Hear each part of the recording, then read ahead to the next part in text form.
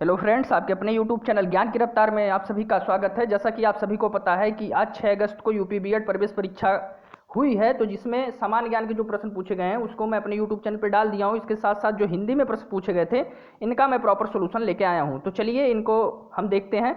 पहला क्वेश्चन था, मानक हिंदी में कितने स्वर और व्यंजन हैं? तो 11 स्वर और 41 व्यंजन, यानी कुल मिला के 45 वर्ण होते हैं। किसमें? मानक हिंदी में। कितने? 11 स्वर और 41 व्यंजन होते हैं। अगला क्वेश्चन है, क्रिया विशेषण के कितने प्रकार होते हैं? तो अर्थ की दृष्टि से देखा जाए तो क्रिया विशेषण के 5 प्रकार होते हैं। स्थानवाचक क्रिया विशेषण, रीतिवाचक क्रिया विशेषण, गुणवाचक क्रिया विशेषण, कालवाचक क्रिया विशेषण और सबसे लास्ट में यहाँ पे जो दिख रहा होगा परिमाणवाचक क्रिया विशेषण। अगला है, उज्ज्वल किस प्रकार लिखा जाएगा? तो देखिए यहाँ पे देखिए उज्ज्वल गलत लिखा हुआ है। जो यहाँ आधा जा है इसके बाद भी आधा जा ही रहेगा, यानी ऊ आधा जा फिर आधा जा वाल है। तो इस प्रकार से लिखा जाएगा। बहुत सारे लोग गलती कर देते हैं और इसी प्रकार से लिख देते हैं जैसा कि क्वेश्चन में दिया हुआ है।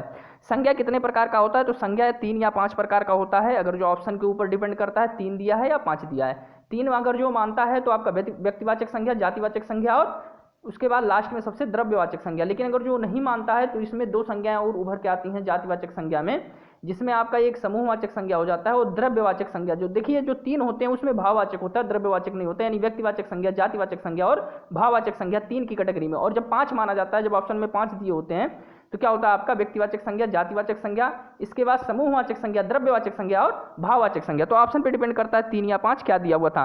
मनंथ, मनंथ का क्या अर्थ होता है? मन को मथने वाला, मन को मथने वाला अर्थात कामदेव। कामदेव मीन्स किसकी तरफ? तीसरी की तरफ इशारा हुआ, यानी यहाँ पे बहुब्रीहि समास होगा। हिंदी में कितने लिंग होते हैं? अक्सर लोग कंफ्यूज रहते हैं कि 2 होते हैं या 3 होते हैं। तो बिल्कुल हिंदी में 2 ही लिंग होते हैं, पुल्लिंग स्त्रीलिंग। उभयलिंग जो होता है वो संस्कृत में होता है। संस्कृत में 3 लिंग होते हैं, पुल्लिंग, स्त्रीलिंग और उभयलिंग। बहुवचन बताइए कौन सा है इसमें? तो अनेक दिया रहा होगा, तो ये अनेक आपका उसमें से सही रहा होगा। पश्चिमी हिंदी में कितनी बोलियां बोली जाती हैं? तो 5 बोली जाती हैं, बुंदेली, कन्नौजी, ब्रजभाषा, खड़ी बोली और बांगरू। अगले क्वेश्चन पे हम चलते हैं और देखते हैं क्या दिया हुआ इसमें। देखिए ये थोड़ा सा छोटा हो गया, आगे मैं बढ़ता हूं और इसको बताता हूं। सिंधी किस परिवार की भाषा है? तो सिंधी आर्य परिवार की भाषा है। अगला क्वेश्चन, कर्मधारय समास किस, कर्मधारय समास इन तीनों में से कौन सा है? देखिए इन तीनों की बात हो रही है यहाँ पे। थोड़ा सा यहाँ पे देखिए, चरण कमल, यथा समय या राजकुमार। तो इसका जो सही आंसर है वह है चरण कमल। अगले क्वेश्चन पे हम चलते हैं और देखते हैं कि रचना के आधार पर वाक्य कितने भेद होते हैं। तो रचना के आधार पर वाक्य के 3 भेद होते हैं, सरल वाक्य, संयुक्त वाक्य, मिश्रित वाक्य। यदि आपको इसका पीडीएफ चाहिए तो आप मेरे टेलीग्राम चैनल ज्ञान की रफ्तार विद धीरज पांडे से जुड़ सकते हैं और वहां से इसका पीडीएफ प्राप्त कर सकते हैं।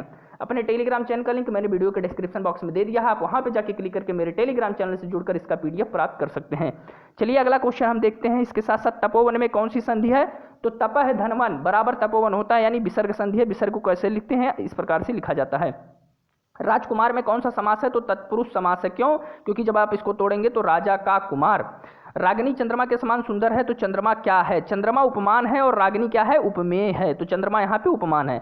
ला का उच्चारण कहाँ से होता है? तो ला का उच्चारण दंत से होता है। कलियां किसका बहुवचन है? तो कलियां किसका बहुवचन होंगी? कली का बहुवचन जो है वो कलियां होंगी। ये जितने भी क्वेश्चन हमको मिले थे इनका मैं प्रॉपर सोल्यूशन आप लोग को दे दिया हूं। यदि आपको कोई क्वेश्चन याद आ रहे हैं तो आप कमेंट बॉक्स में बता सकते हैं, मैं उसका प्रॉपर सोल्यूशन करवाऊंगा।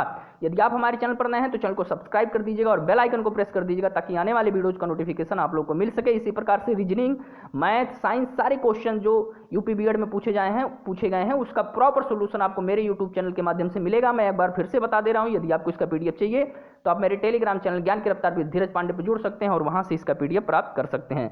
मिलते हैं अगले वीडियो में, तब तक के लिए धन्यवाद।